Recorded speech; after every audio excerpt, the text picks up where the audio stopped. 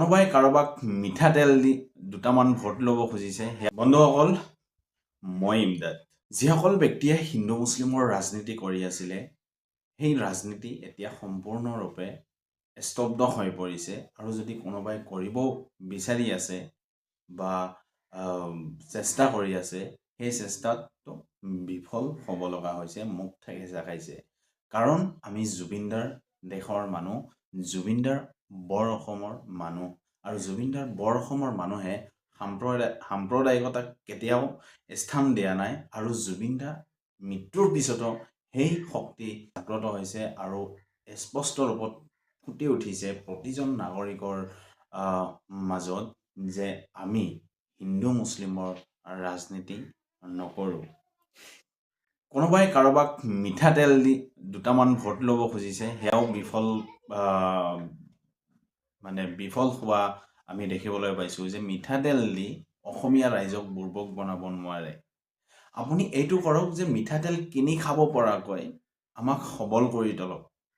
নিবনুৱাৰ সমস্যাৰ হকে মাত মাতক।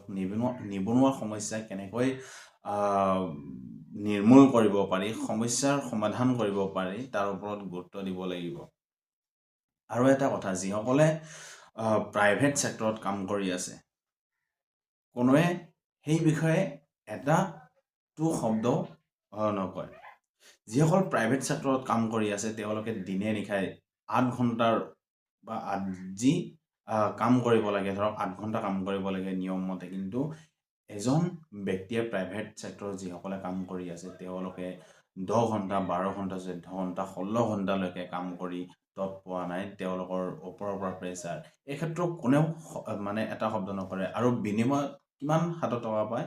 কোনোবাই 7,000 টকাতো কাম কৰাৰ উদাহৰণ আছে, 9,000 টকাত মাহেকত কাম কৰাৰ উদাহৰণ আছে। আৰু তেওঁলোকে 10 ঘণ্টা, 12 ঘণ্টাকৈ কাম কৰি তেওঁলোকে অকল পেটৰ তাড়নাত ইমান কষ্ট সহ্য কৰি ইমান ঘণ্টা কাম কৰিব লগা হৈছে, কেৱল মাত্ৰ মাহেকত 9,000 টকাৰ বাবে বা 15,000 টকাৰ বাবে। 7,000 টকাটো কোনোবাই এই নিবনুৱাসকলক খটুৱাই আছে। তো সেই বিষয়েও চৰকাৰে গুৰুত্ব দিব লাগে যে যিসকল ন্যূনতম যি পাৰিশ্ৰমিক কিন্তু প্ৰাইভেট ছেক্টৰত কিছুমান কৰ্মচাৰীয়ে কিন্তু পোৱা নাই। আৰু প্ৰাইভেট ছেক্টৰত এনেকুৱা এটা সমস্যা, যি সমস্যাৰ সমাধান কোনো চৰকাৰেও এতিয়ালৈকে মাত মতা নাই। কৰ্মচাৰীসকলক যি ধৰণে কাম কৰোৱায়,